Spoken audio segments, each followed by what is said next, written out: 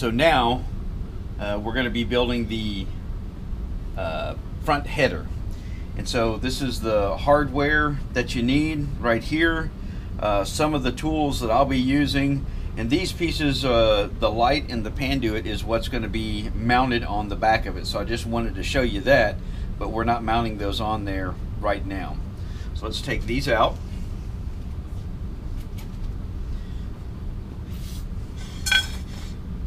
And so we're going to put 4 M3 T-nuts, and this is going to be the front face in the center, and that's going to hold the nameplate. Then what I do is I usually put my corner pieces at the end, and you can do this, you can stack all the headers and footers together like that. And basically just put your T-nuts approximately where the holes are on each end.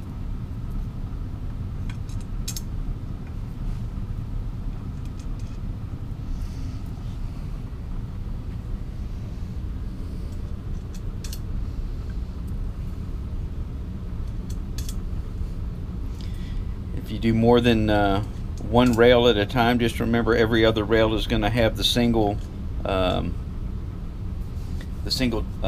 M5 T-nuts. So these are M5 T-nuts, these are M3 T-nuts, corner plate ones, and nameplate.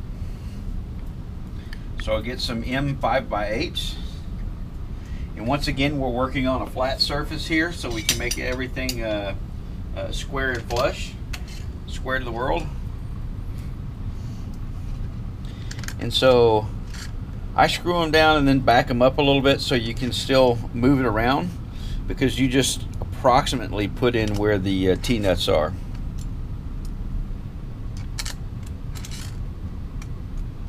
So there's one side. Grab 4 more.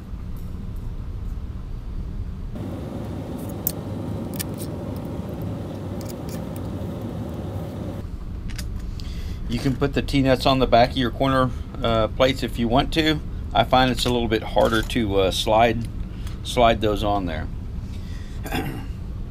So there we have it started, and now what we want to do is we want to make the ends here flush and this back side flush. So what I'm going to do is I'm going to flip this around so the hardware is facing me, and you see that it's in there loose.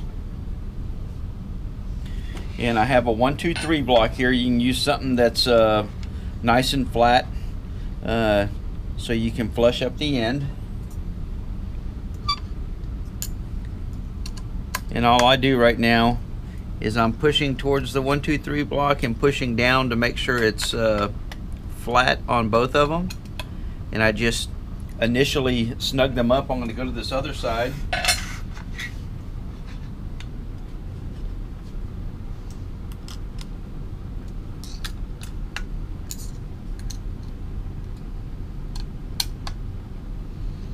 Once again, you're just snugging them up. It's not a final torque, because what you want to check now is to make sure that this back side is, the plate is flush with the rail, and that the plate is flush with the rail on these two sides, both ends. And this side's actually off a little bit. So that's why we didn't do a final torque. It's easy just to loosen it up, and I just felt it rock back.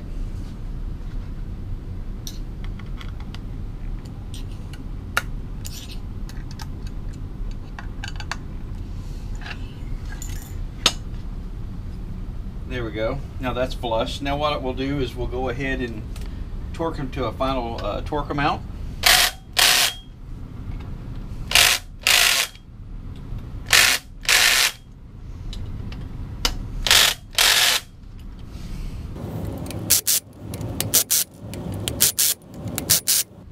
Okay, and then we'll take it and we'll flip it over, And this is the left-hand side, the left front side, so the nameplate side. So once when you have this together and torqued down, remember the nameplate, the RE3D nameplate is the left side. So we're going to flip this over, and the small ones are going to go on the left side, which is now actually on the right since we flipped it over. So two M3 T-nuts. We'll do two more M5 T-nuts, and then I have a couple of pieces of hardware that we use for the panduit and for the mounting of the light. And all we're going to do is we're going to start these, because you saw that I slid them in. So if you don't put a piece of hardware in, they'll slide right back out. So all we're doing is the end ones will capture. M5 by 8 on this end, M3 by 8 on this end, and now they're captured. You don't have to worry about the other side because the plates will capture them.